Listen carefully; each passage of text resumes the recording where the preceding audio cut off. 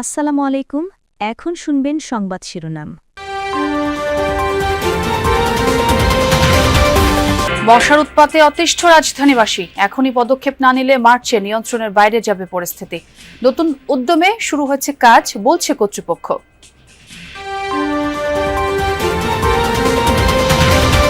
রাজনৈতিক ইস্যুতেও একসাথে মাঠে থাকবে জামায়াত, এনসিপি সহ 11 দলীয় জোট। জনস্বার্থ বিঘ্নিত হলে সংসদের পাশাপাশি নামবে রাজপথেও। যাত্রাবাড়িতে যাত্রী ওঠানোর সিরিয়াল নিয়ে দ্বন্দ্বেই হত্যার শিকার লেগুনা চালক খায়রুল, জানালো র্যাব। পাওয়া যায়নি চাঁদাবাজি কিংবা রাজনৈতিক সংশ্লিষ্টতা। বান্দরবানের রুমায় সেনাবাহিনীর সদস্যদের সাথে গোলাগুলিতে এক সশস্ত্র জেএসএস সদস্য নিহত, আগ্নেয়াস্ত্র ও গোলা বারুদ উদ্ধার। এতক্ষণ শুনছিলেন সংবাদ শিরোনাম, এখন শুনবেন বিস্তারিত। মশার বাড়ন্ত এখন পৌঁছে গেছে ধৈর্যের শেষ সীমায়। গবেষণায় উঠে এসেছে গত এক মাসে মশা বেড়েছে 40%। তাই আগামী এক মাসের মধ্যে এই পরিস্থিতি নিয়ন্ত্রণ করা না গেলে পরিণতি হবে ভয়াবহ। তবে সিটি কর্পোরেশনের দাবি, নতুন উদ্যমে শুরু হচ্ছে কাজ। আগামী 10 থেকে 15 দিনের মধ্যেই মিলবে সুফল। আগারগাঁও এলাকা বিকেল হলেই মশার উৎপাতে স্থির হয়ে বসা দায়। কয়েলের ধোঁয়াকেও তোয়াক্কা করে না মশার এই বিশাল মিছিল। এই এলাকার পাশের খালেই যেন চলছে কিউলেক্স মশার চাষ। নোংরা ডোবা কিংবা জমে থাকা পানিতে এই মশার বংশ বিস্তার হয়। এর ফলে হতে পারে জাপানি এনসেফালাইটিস কিংবা গোদ রোগ। আর ঢাকায় 90% মশাই এই কিউলেক্স মশা। মশা নিয়ে করা জাহাঙ্গীরনগর বিশ্ববিদ্যালয়ের এক সাম্প্রতিক গবেষণায় উঠে এসেছে আরও ভয়ানক সব তথ্য। গবেষণা বলছে, জানুয়ারির তুলনায় চলতি ফেব্রুয়ারি মাসেই মশা বেড়েছে 40%, আর 1 ঘন্টায় কামড়াতে আসা মশার সংখ্যা 1 মাসে বেড়েছে প্রায় দ্বিগুণ। বিশেষজ্ঞরা বলছেন, হঠাৎ করেই মশার বৃদ্ধির পেছনে মোটা দাগে কাজ করছে দুটি কারণ। এখনই জোরালো ব্যবস্থা না নিলে মার্চে পরিস্থিতি নিয়ন্ত্রণের বাইরে চলে যেতে পারে। মশক নিধনের কাজ করবে যারা, সেই সিটি কর্পোরেশনের উদ্যোগ নিয়ে প্রতি বছরই থাকে প্রশ্ন। তবে কর্তৃপক্ষ বলছে, মশা নিধন নিয়ে নতুন করে একটি কমিটি গঠন করা হয়েছে। বিভিন্ন স্থান থেকে সংগ্রহ করা হয়েছে মশক নিধন ওষুধের নমুনা। আগামী 10-15 দিনের মধ্যে মশার প্রভাব কমে আসবে বলেও আশাবাদী সিটি কর্পোরেশন। মূল্যে মশার বিস্তার রোধ করতে কর্তৃপক্ষের আরও জোরালো ও কার্যকরী ভূমিকা চায় সাধারণ মানুষ। প্রতি বছর মশক নিধন নিয়ে সিটি কর্পোরেশনগুলোর কার্যক্রম থাকে প্রশ্নবিদ্ধ। এমনকি যেই ওষুধগুলো ছিটানো হচ্ছে সেগুলোর মান নিয়েও থাকে প্রশ্ন। তবে সিটি কর্পোরেশনের দাবি, নতুন উদ্যমে শুরু হয়েছে কাজ। অবশ্য টেকসই সমাধানের জন্য জনসাধারণের সচেতনতা এবং সবার অংশগ্রহণও অত্যন্ত প্রয়োজন বলেও জানাচ্ছেন তারা। শুধু নির্বাচনী ঐক্য নয়, রাজনৈতিক ইস্যুতেও একসাথে মাঠে থাকবে জামায়াত ইসলামী ও এনসিপি।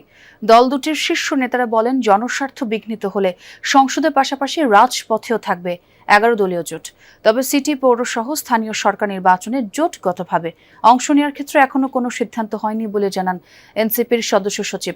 যদিও মাঠ পর্যায়ে নেতাদের দলগত কাজ করার নির্দেশনা দেওয়া হয়েছে বলে জানিয়েছেন জামায়াত মুখপাত্র। ত্রয়োদশ জাতীয় সংসদ নির্বাচনে ঐক্য করে জাতীয় নির্বাচন করে জামায়াত ইসলামী ও জাতীয় নাগরিক পার্টি এনসিপি। জুলাই যোদ্ধাদের নেতৃত্বাধীন এনসিপি এই জোট নিয়ে সমালোচনায় ছিল। দল ছাড়েন নারী নেত্রী সহ বেশ কয়েকজন। এরপরও ঐক্য অটুট রেখে নির্বাচনে 77 আসন পায় জামায়াত এনসিপির 11 দলীয় জোট।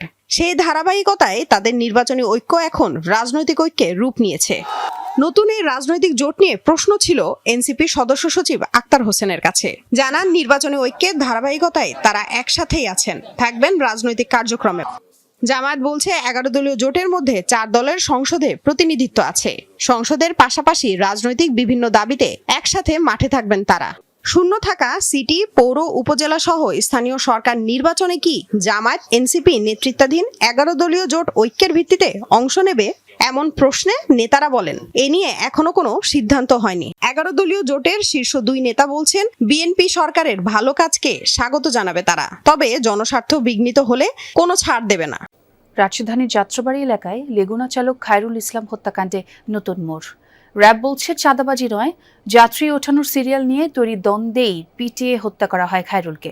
এ মামলায় এজাহারভুক্ত ৩ আসামি প্রাথমিক জিজ্ঞাসাবাদে এই তথ্য জানায়। র্যাব 10 জানায়, লেগুনায় যাত্রী ওঠানোর সিরিয়াল নিয়ে বিরোধের এক পর্যায়ে দলবদ্ধভাবে লেগুনা চালক খায়রুলকে মারধর করলে তিনি মারা যান। এই ঘটনায় এখন পর্যন্ত চাঁদাবাজি কিংবা রাজনৈতিক সংশ্লিষ্টতা পাওয়া যায়নি। 20 ফেব্রুয়ারি শুক্রবার বিকেলে যাত্রাবাড়ির চিটাগং রোডে নির্মমভাবে পিটিয়ে হত্যা করা হয় লেগুনা চালক খায়রুলকে। এ ব্যাপারে তার স্বজনদের দাবি, চাঁদা না দেয়ায় হত্যা করা হয়েছে তাকে। বিষয়টি সামাজিক যোগাযোগ মাধ্যমেও ভাইরাল হয়। ঘটনার একদিন পরেই যাত্রাবাড়ি থানায় খায়রুলের বাবা 8 জনের নাম উল্লেখ সহ অজ্ঞাত আরও 4 থেকে 5 জনকে আসামি করে হত্যা মামলা দায়ের করেন। এই চাঞ্চল্যকর হত্যা মামলার 3 দিনের মাথায় সোমবার র্যাব 10 এই ঘটনার এজাহারভুক্ত 3 আসামিকে গ্রেপ্তার করে। গ্রেপ্তারকৃত আসামিরা হলেন সোহান মুন্সি, মোহাম্মদ হৃদয় ও শাকিল। 3 আসামিকে গ্রেফতারের পর প্রাথমিকভাবে জিজ্ঞাসাবাদ করেছে র্যাব 10। পরে সন্ধ্যায় সংবাদ সম্মেলন করেন যাত্রাবাড়ি ক্যাম্পের ভারপ্রাপ্ত company commander SM Hasan Siddiqui. তিনি বলেন, গ্রেফতার আসামিরা জানিয়েছে লেগুনায় যাত্রী ওঠানোর সিরিয়াল নিয়ে বিরোধ শুরু হয়। এই বিরোধের এক পর্যায়ে দলবদ্ধভাবে লেগুনা চালক খায়রুলকে মারধর করলে তিনি মারা যান। র্যাব জানায়, শুরুতে নানা মাধ্যম থেকে চাঁদা নিয়ে হত্যাকাণ্ড ঘটেছে বলে প্রচার হলেও প্রাথমিক জিজ্ঞাসাবাদে এর সত্যতা পাওয়া যায়নি। আসামি ও ভুক্তভোগী কারো সাথেই চাঁদাবাজি কিংবা রাজনৈতিক সংশ্লিষ্টতা পাওয়া যায়নি বলেও জানায় র্যাব। সংবাদ সম্মেলনে এই কর্মকর্তা আরও বলেন, আসামিদের প্রত্যেকের বিরুদ্ধেই মাদকসহ একাধিক মামলা আছে। তবে এই মামলায় আরও তদন্ত প্রয়োজন বলেও জানান এই কর্মকর্তা। বান্দরবানের রুমা উপজেলার মুরং বাজার এলাকায় সেনাবাহিনীর অভিযানে জিএসএস এর এক সশস্ত্র সদস্য নিহত হয়েছে। সোমবার বিকেলে সেনাবাহিনী এই অভিযান পরিচালনা করে। ঘটনাস্থল থেকে বিপুল অস্ত্র, গোলাবারুদ ও অন্যান্য সরঞ্জাম উদ্ধার করে সেনাবাহিনী। জানা যায়, প্রথমে বান্দরবানের রুমা উপজেলার মুরং বাজার এলাকায় সেনাবাহিনী অভিযান পরিচালনা করতে যায়। সেখানে তাদের উপস্থিতি টের পেয়ে জিএসএস এর সদস্যরা গুলি বর্ষণ করে। পরবর্তীতে সশস্ত্র সদস্য হলামং মার্মা গুলিবিদ্ধ হয়। সেখান থেকে তাকে বান্দরবান জেলা হাসপাতালে নেওয়া হলে কর্তব্যরত চিকিৎসক মৃত ঘোষণা করেন তাকে। যুক্তরাষ্ট্রের শুল্কারোপ নিয়ে তৈরি হয়েছে সংকট। নতুন করে ধার্য করা 15% শুল্কায়ন কতটা স্থায়ী হবে তা নিয়েও আছে দুশ্চিন্তা। বাণিজ্য চুক্তির ভবিষ্যৎ কি হবে সেটাও জানে না কেউ। বিশ্লেষকরা বলছেন, পারস্পরিক শুল্ককে কেন্দ্র করেই বাণিজ্য চুক্তি করে যুক্তরাষ্ট্র। তাদের প্রশ্ন, যদি সেই শুল্কই বাতিল হয় তাহলে বাণিজ্য চুক্তি কেন? বাণিজ্য সচিব জানান, চূড়ান্ত সিদ্ধান্ত এখনো নেওয়া হয়নি, তবে বাণিজ্য চুক্তির এখন আর কার্যকারিতা নেই। বাতিল হবার সম্ভাবনাই বেশি। শুল্ক ইস্যুতে গেল বছরের এপ্রিল মাসে বিশ্বজুড়ে ঝড় তোলে যুক্তরাষ্ট্র সরকার। 157টি দেশে আরোপ করা হয় রেসিপ্রোকাল ট্যারিফ বা পারস্পরিক শুল্ক। বাংলাদেশের জন্য শুল্ক ধার্য করা হয় 37%, তারপর কমিয়ে নির্ধারণ হয় 35%। বাণিজ্য ঘাটতি কমাতে চুক্তি করার শর্তে গেল আগস্ট মাসে শুল্ক কমে দাঁড়ায়